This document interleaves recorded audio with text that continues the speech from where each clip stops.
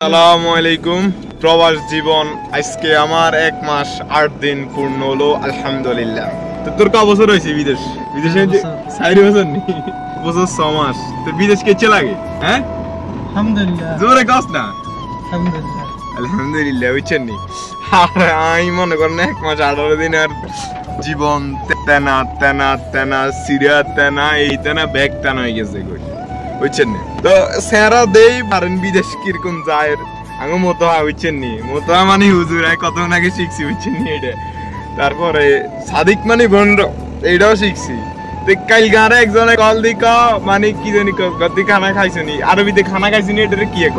হ্যাঁ আকেল ইনতা আক্কেল আই কই খাইছি আক্কেল বুঝছেন নি। তো এই কথা কারণ লাভ বেড়া আসি দিছি।